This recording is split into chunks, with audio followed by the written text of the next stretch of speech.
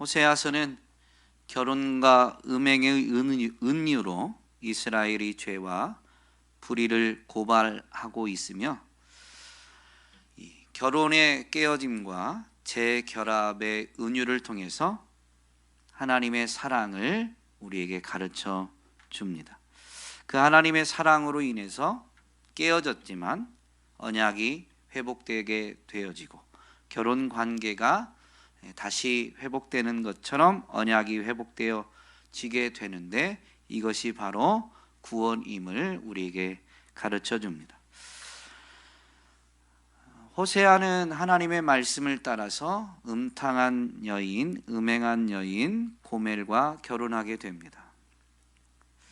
호세아의 마음이 어떠한지, 또 하나님의 말씀이 주어지기 전에 호세아와 고멜과의 관계가 호세아서에서는 생략되어 있기 때문에 우리는 이 호세아가 고멜과 결혼한 것에 대해서 하나님 명령이니까 이 호세아가 무조건 순종했을 것으로 생각합니다. 물론 하나님의 명령이기 때문에 호세아가 순종한 건 맞지만, 호세아와 고멜의 이 결혼 관계는 하나님과 이스라엘과의 관계를 보여주는, 우리의 실제 삶에서 구체적인 것으로 보여주는 예시입니다. 그러므로 호세아는 고멜을 사랑했을 것이 분명합니다.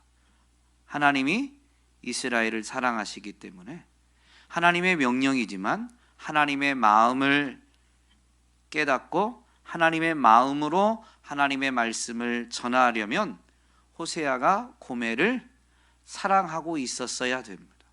그렇지 않으면 이 결혼에 있어서 가장 불행한 사람이 누구예요? 호세아죠. 하나님 명령이기 때문에 그냥 해야 되는 거예요.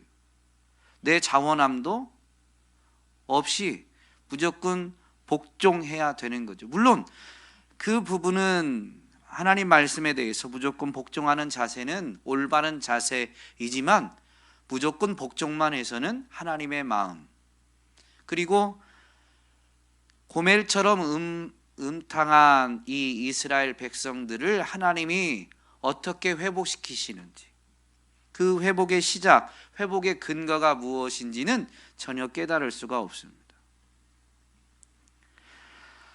호세아는 분명히 이 고멜이라는 음탕한 여인이지만 이 여인을 사랑하게 됐고, 마침 그때 하나님이 호세아에게 말씀을 하셔서 호세아가 고멜과 결혼하게 된 것이죠.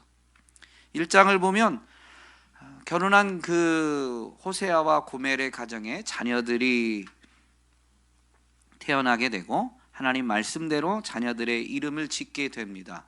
그런데 이제 그렇게 자녀들도 주어졌는데 고멜이 다시 남자를 찾아 나서게 되고 음행을 저지르게 되는데, 그때 이 고멜이 자기를 치장하고 남편이 아닌 다른 남자를 찾아가게 될 때에는 결혼할 때 주었던 귀고리 폐물로 자신을 장식하고 남편을 통해서 얻게 된 그 재물들을 가지고 남자를 찾아가게 됩니다.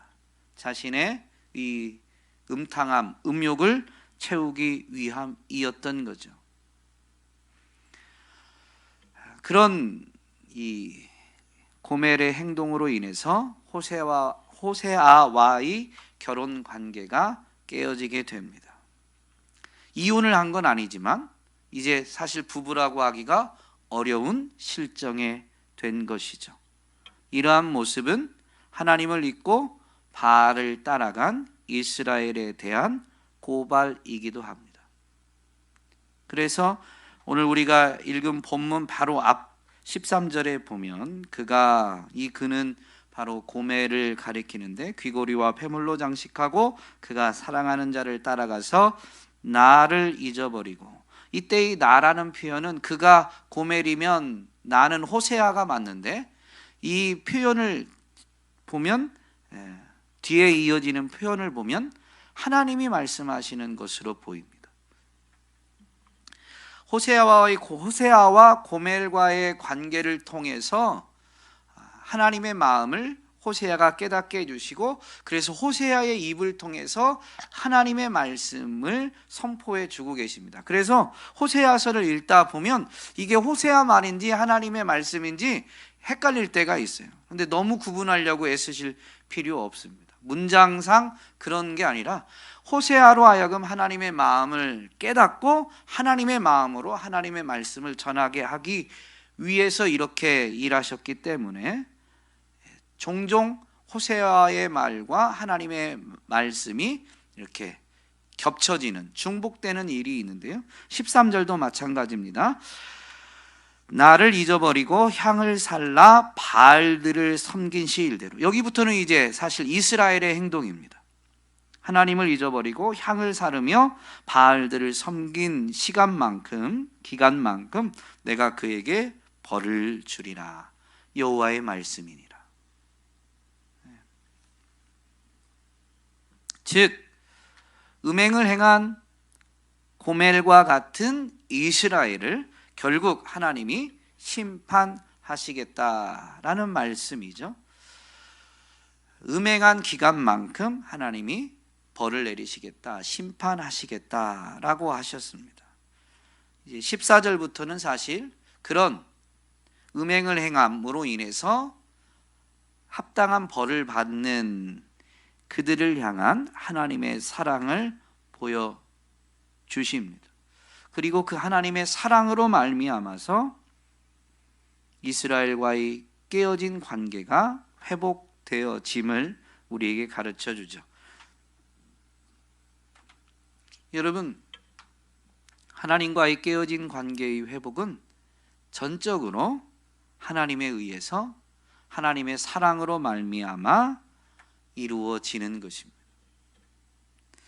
오늘 본문을 통해서 하나님이 죄인들, 구약의 이 음행한 이스라엘 백성들과의 관계를 어떻게 회복시키시는지, 그것은 오늘 우리와 적용시켜 보면 죄인인 우리와의 관계를 하나님이 어떻게 회복시키시는지를 우리는 깨달을 수가 있는 거죠. 말씀을 통해서 이를 살펴보고자 합니다. 14절에 보니까 보라 내가 그를 타일러 거친 들로 데리고 가서 말로 위로하고 라고 되어 있는데요. 내가 그를 타이르다, 내가 그를 타일러라는 이 표현을 문자적으로, 히브리어 문자적으로 해석을 하면 내가 그녀의 마음에 대고 말한다, 말했다 라는 의미입니다. 내가 그를 타일러라는 것은 그의 마음에 내가 말한다 라는 것이죠. 이것은 마음에 말한다 라는 것은 사람은 이 상대방의 마음에 내가 전하고자 하는 말이 닿게 하는 것은, 즉 그를 설득하는 것입니다. 여러분이 설득한다라는 것은요, 하나님과 이스라엘과의 원래 관계를 놓고 보면, 더군다나 본문의 상황은 어떤 상황이에요? 이스라엘이 음행을 저지른, 하나님을 버리고 바알들을 따라간 상황입니다. 그로 말미암아 하나님께 버림받고 벌을 받은 상황이에요. 그런데 그런 이스라엘을 하나님이 어떻게 하신다고요? 설득하신다. 설득한다라는 것은 이 음행과 이 징계의 내용이 아니어도 하나님과 사람과의 관계에서는 사실 이 위치, 지위를 놓고 보면 설득하실 필요가 없어요. 여러분의 직장 생활하실 때 사장이 직원을 설득합니까? 아니면 그냥 임무를 부여합니까? 그냥 부여하면 돼요. 언제까지 어디로 오시오?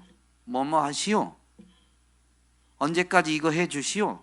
라고 그냥 명령하면 돼요.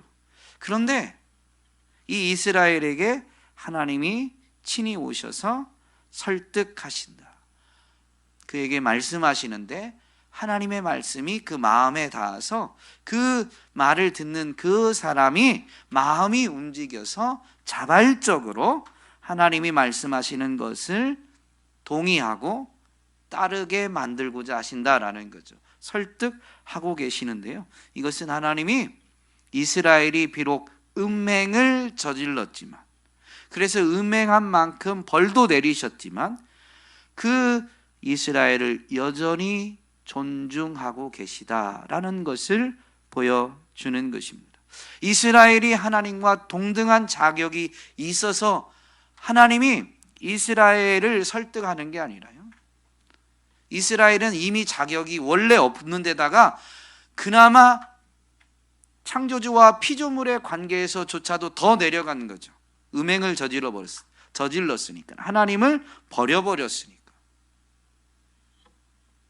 그런데 더 떨어진 그 자리까지 하나님이 친히 내려오셔서 설득하고 계시는 것입니다. 우리는 구원의 은혜를 입고 난 다음에 이 부분을 간과할 때가 참 많이 있습니다. 하나님이 우리가 있는 곳까지 내려오신다.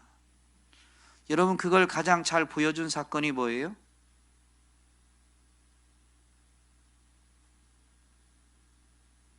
예수 그리스도의 성육신임. 찬양을 통해 우리 많이 고백하잖아요. 이게 우리의 그냥 너무 뭐라고 해야 될까요? 그냥 이제는 좀 당연하게 여기는 부분이 아닌가 생각됩니다. 하늘 보자 버리고 이 땅 가운데 오신 주. 그분은 하늘 보좌가 합당한 그분의 자리입니다. 그런데 이 땅 가운데 가장 낮은 자리에 오셨습니다. 그분이 그 자리가 합당해서가 아니라 우리가 원래 그 자리가 합당한 자리. 예수님이 나실 때 그 말구유와 같은 그 자리가 본래 하나님을 저버린 우리에게 합당한 자리인데, 그분이 우리를 설득하기 위해서 우리가 있는 자리로 낮추신 거예요. 그리고 우리를 동등하게 대우해 주시는 거죠. 사실 동등한 입장을 취하시려고, 하나님과 동등함이 아니라 우리와 동등함을 취하시려고 그렇게 낮아지신 겁니다. 여러분, 오늘도 하나님은 우리가 있는 자리로 찾아오십니다. 그런데 우리는 자꾸 높은 자리를 바라볼 때가 있어요. 하나님 어디요? 저 어디에 제가 어떻게 되게 해주세요. 아니요, 우리가 있는 자리로 옵니다. 그래서 있는 곳에서 우리는 잠잠히 주님을 바라보아야 합니다. 하나님이 이스라엘과 그렇게 관계를 회복하기 위해서 찾아오시고 설득하시는데요, 그렇게 설득하시면서 이제 언약을 갱신하시는, 관계를 새롭게 하시는데, 바로 그날 설득하셔서 우리가 그저 하나님을 받아들이는, 그래서 관계가 회복되어지는, 언약이 갱신되어지는 그날, 하나님은 우리가 하나님을 받아들이면, 찾아오신 그분을 우리가 발견하고 받아들이기만 하면 하나님은 어떤 일을 하시느냐, 그날에 우리로 하여금, 이스라엘로 하여금 하나님을 바알이라고, 나의 바알이라고 부르지 않고 내 남편이라고 부르게 해 주십니다. 근데 이때 이 바알이라는 표현은 우상들 중에 바알이 아니라, 바알이라는 단어는 여러분 성경을 보면 각주가 이렇게 있는데요, 그 16절의 바알, 다시는 내 바알이라 일컫지 아니하리라 라고 한 부분의 각주를 보면 밑에 주인이라고 되어 있어요. 하나님을 향해서 이제는 주인이라고 말하지 말라고 하나님이 해주신다는 거예요. 원래 하나님이 우리의 주인이에요, 아니에요? 주인이십니다. 그런데 더 이상 주인이라고 하지 말라는 거죠. 그리고 뭐라고 하라고요? 내 남편이라. 관계를 회복하면서 남편이다라고 부르게 해주신다라는 거죠. 무슨 의미냐면요, 부부는 동등한 관계예요. 서로를 존중하는 동등한 관계. 주인과 주인이다라는 표현은, 그러면 누군가를 주인으로 부르는 사람은 그 주인에게는 뭐가 되는 거예요? 소유, 종이 되는 거죠. 그러니까 주인과 종의 관계가 아니라 동등한 관계로 주님이 이제 언약을 갱신해 주신다. 하나님이 그렇게 해 주신다라는 것이죠. 종과 주인은 같은 자리에 앉지 않습니다. 한 자리에 있는 듯 하지만 같은 마음을 가지기가 어렵습니다. 그래서 가까이 있는 것 같지만 사실은 매우 먼 관계이죠. 그런데 성경을 보면, 오늘 본문의 이 표현을 우리는 다른 성경의 부분들을 통해서 알 수 있는데, 하나님은 멀리 계신 분이에요? 가까이 계신 분이에요? 가까이 계신 분이에요. 거리를 말하는 게 아닙니다. 그분은 분명히 우리가 경외해야 됩니다. 그분은 위대하시고 크고 두려우신 분입니다마는 언제나 그렇게만 우리에게 다가오시는 분이 아니죠. 친밀하게 다가오십니다. 우리를 호통치듯이 하시는 게 아니라, 우리는 그분을 어떻게 경험하게 되냐면 세미한 음성으로 그분을 경험하게 됩니다. 그분은 분명히 큰 소리로, 위험 있는 소리로 벌벌 떨게 만들 수도 있는데, 그분은 더 이상 언약을 갱신한 이후에는 더 이상 그렇게 우리를 부르시지 않습니다. 사랑하는 연인이 귓속말을 속삭이듯이 세미한 음성으로, 부드러운 음성으로 가까이에서 함께 해주시고 대화하시고 말씀하시는 존재로 우리에게 오십니다. 그래서 그분은 이제 우리로 하여금 그분을 더욱 친밀하게, 부부 사이가 다른 두 인격체가 마음을 함께하고 하나됨을 이루는 것처럼, 그런 남편과 같은 친밀한 존재로 우리를 인정해 주시고 존중해 주시고 우리의 마음에 그분의 마음을 깨닫게 해주시는 그런 분으로 오신다라는 거죠. 그렇게 될 때 그분이 어떤 일을 하시냐면, 더 이상 바알 신들의 이름을 부르는 일이 없게 해주십니다. 이때 이 바알, 이스라엘이 바알들을 찾았죠. 바알들의 이름을 불렀습니다. 그런데 더 이상 바알들의 이름을 부를 일이 없게 해주신다는 거죠. 하나님이 어떻게 언약 백성에게서 바알들을 제거하시는가, 바알들을 부르지 못하도록 만들어 주시는가. 그건 강압적으로 우리 언약을 이제 갱신한, 회복한 하나님의 백성들이 바알이라는 이름을 입에 담으려고 하면 입이 막 뭐라고 해야 될까요? 마비가 된다든가, 바알을 부르면 막 삶에 저주가 내린다든가, 그렇게 해서 두려워서 못 부르게 하는 게 아닙니다. 하나님이 어떻게 바알들을 제거하시는가? 이스라엘이 왜 바알들을 찾았어요? 바알이 비를 내리고 땅에 비를 내리고 풍요를 가져다 주는 줄로 알았습니다. 그래서 풍요로운 삶을 원해서 바알들을 찾은 거예요. 그런데 하나님께서 언약 백성들에게 더 이상 바알을 찾지 않고 그 가까이 계신 친밀한 그분을 더욱 찾고 그분을 의지하게 만들어 주신다라는 것이죠.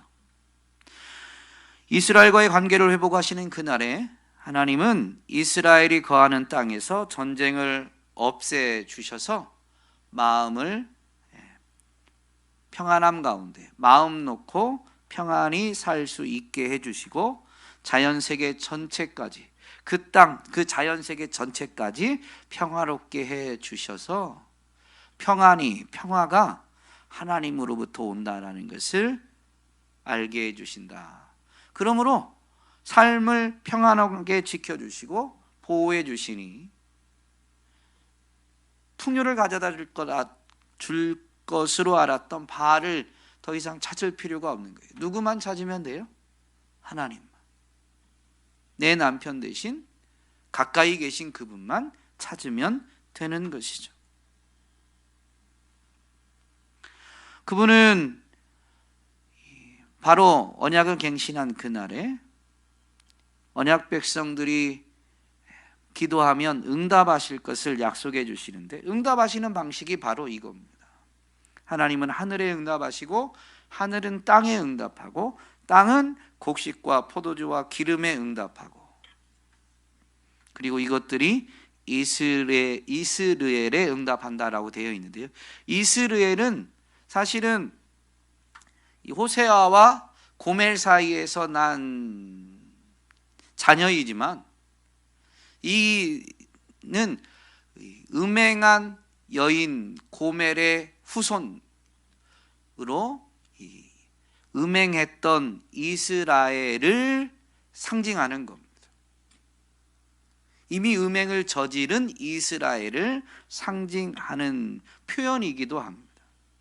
그런데 그 음행을 저지른 음행한 후손인 그 이스르엘에 하나님이 그들이 음행을 저질렀어도 언약을 갱신하시고 그래서 그들이 기도하면 응답해 주시겠다라는 것이죠.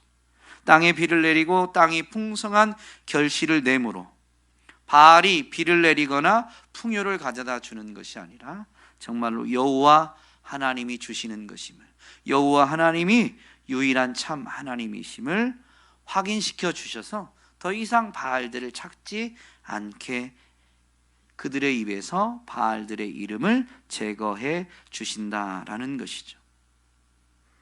오늘 우리는 우리를 설득하시고 언약을 갱신하시며 언약을 신실하게 지키시는 그 하나님의 열심으로 말미암아 오늘 이 자리에 이르게 된 줄로 믿습니다.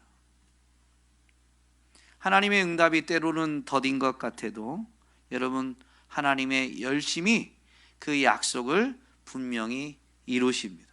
그러므로 오늘 우리는 기도의 자리에 오게 된 것이 하나님의 은혜요.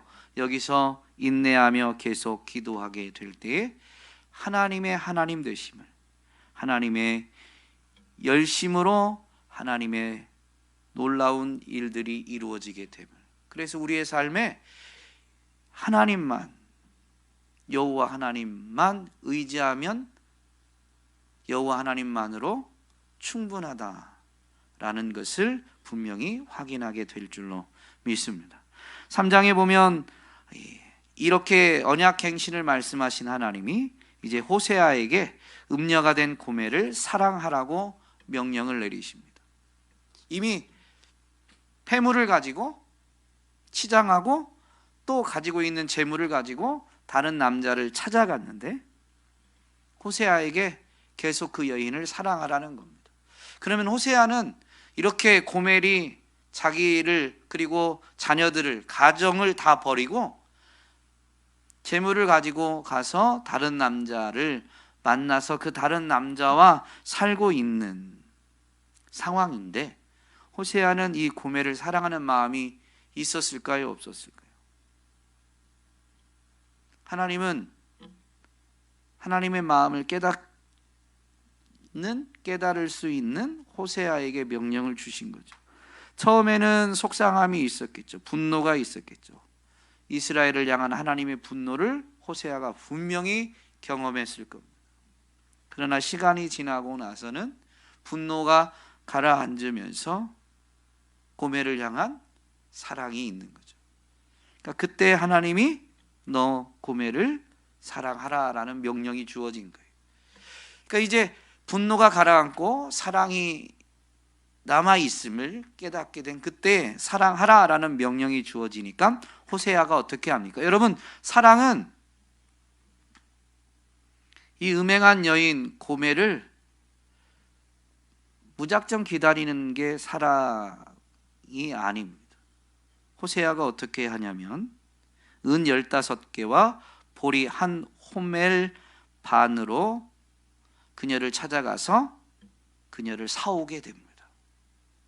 다른 남자를 만났으니 고대 사회 하나의 인격체로 사람의 수를 셀 때 포함되지 않았던 이 여인들은 결국 남자에 속하는 존재인 거죠. 사실은 자기 아내인데 이 아내가 자기를 버리고 다른 남자에게 감으로 인해서 다른 남자에게 속해버린 거예요. 이 여인을 자기 아내인데 다시 자기 아내로 맞아들이기 위해서 어떻게 하냐면 값을 지불해야 되는 거예요. 그런데 기꺼이 값을 지불합니다. 은 15개, 결코 작은 돈이 아닙니다. 보리 한 오멜 반을 가지고 가서 여러분 이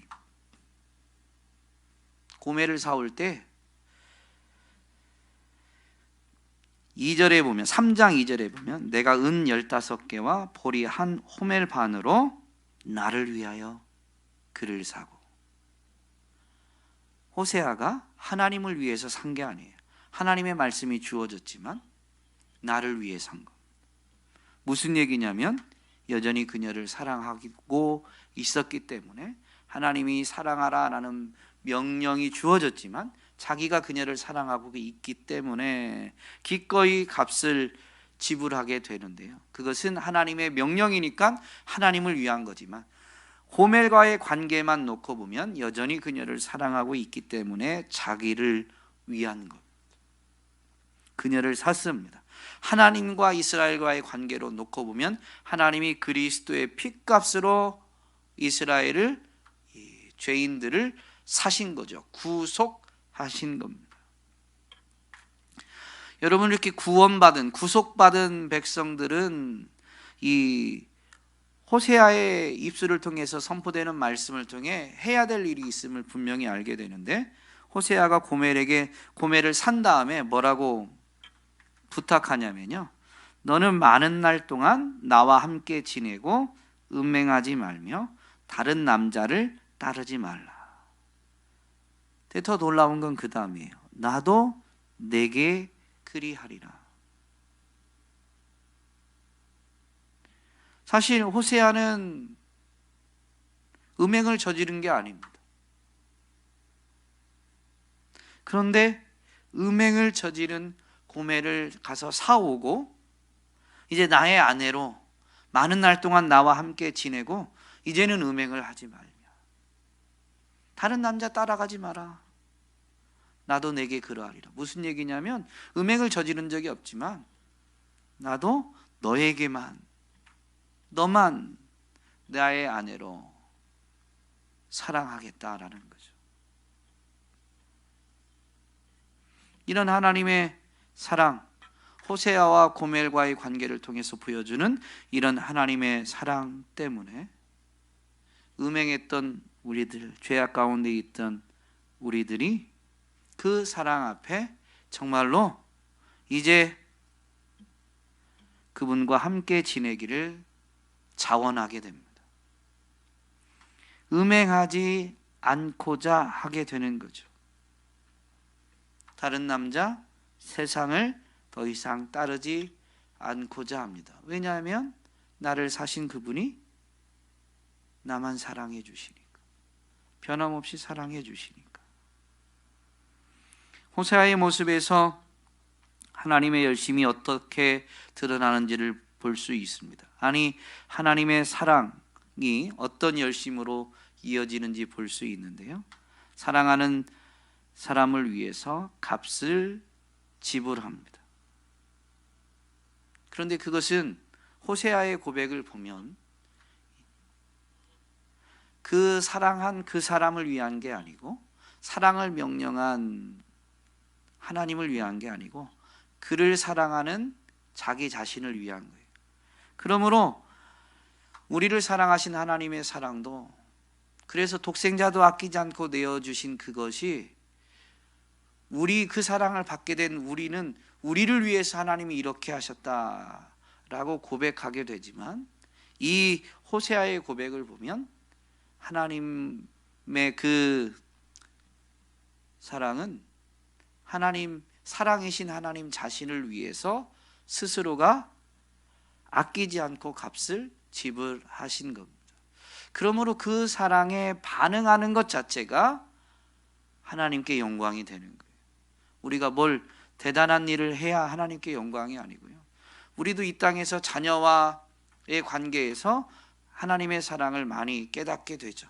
자녀들이 뭘 대단히 잘할 때만 기쁜가요?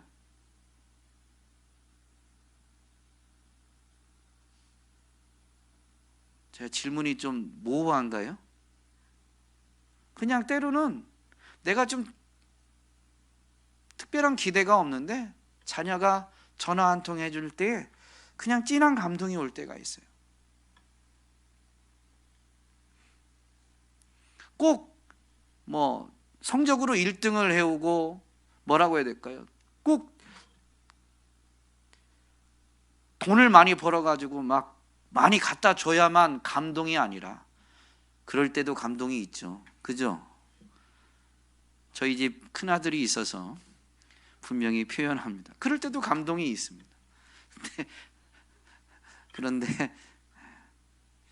때로는 자녀가 부모에게 너무 과하게 하려고 하면 부모님 마음이 편해요, 즐거워요, 마음이 좀 아프세요? 아프죠. 부모는 내가 약해도 자녀에게 받는 것보다 주는 게 더 좋잖아요. 그리고 자녀가 그냥 내 마음을 알아주고 그것에 말 한마디로 반응해주고, 그런 것 자체로 정말로 기쁨을 얻게 됩니다. 그게 사랑하기 때문이에요. 사랑의 특성입니다. 그래서 하나님께 영광 돌리는 건, 우리는 뭐 대단한 일을 막 해야만 하는 줄 알아요. 아무것도 못 해도 돼요. 여러분, 아무것도 못 해도 돼요. 안 하는 것과 못 하는 건 차이가 있습니다. 안 하는 것은 우리가 의지적으로 하지 않는 거죠. 그거는 하나님께 영광이 안 되는데요, 못 하는 건 상관없습니다. 못 하는데도 한다고 하면 이쁘잖아요, 자녀가. 아닌가요? 수빈 자매님, 나중에 자녀를 낳아보시면 충분히 이해가 되십니다. 못해도 엄마 내가 해볼게. 저희 집 막내가 언니 오빠가 설거지하면 칭찬을 받으니까 자기가 해보겠다고 합니다. 그릇 깰까 봐 안 시킵니다. 그런데 안 시키지만 그 말 한 게 되게 기쁨이 되고 행복을 가져다 주죠. 그게 하나님께 영광이 되는 모습들인 겁니다. 오늘 저와 여러분이 우리를 설득하시고 언약을 갱신하시며 신실하게 언약을 이루시는 하나님의 열심으로 하나님과의 친밀한 관계 안에 거하게 됩니다. 우리가 이 신앙생활이라고 하는 것들을 열심히 해서가 아니라 하나님의 열심으로 우리가 하나님과 친밀한 관계가 되고, 그 친밀한 관계에서 우리가 대단한 일을 해야만 하는 게 아니라 하나님이 우리에게 다가오실 때, 우리를 설득하실 때, 잘할 수 있는지 없는지 내가 따져보고 잘할 수 있는 것만 답변 들으는 게 아니라 우리를 설득하시는 그분의 음성 앞에 주님 제가요. 못해도 제가요. 아이들은 그러잖아요. 아이들은 틀려도 계속 지가 한다고 그래요. 망쳐놓고도 계속 자기가 하겠대요. 하나님이 정말 원하시는 건 바로 그런 겁니다. 근데 조금 우리가 이 세상에서 잔뼈가 굵어가면 갈수록 미리 따져봅니다. 이거 내 실력으로, 내 의지로, 내 형편상 이거 어려운데? 그러면 하나님이 다가오셔서 설득하셔도 침묵하죠. 제가요 안 합니다. 침묵합니다. 오늘 저와 여러분이 하나님의 설득 앞에 주님 제가요 라고 답변할 수 있게 되기를, 또 호세아가 고멜을 맞아 들인 다음에 당부한 것처럼 많은 날 동안 이제는 주와 함께 지내며 음행하지 않고 다른 남자를 따르지 않는 그런 시간이 필요한 것처럼 우리도 다른 것은 절제하며 주님께만 집중하고자 하는 그런 시간을 더욱 다짐하게 되는 이 밤이 될 수 있기를 주님의 이름으로 부탁드립니다.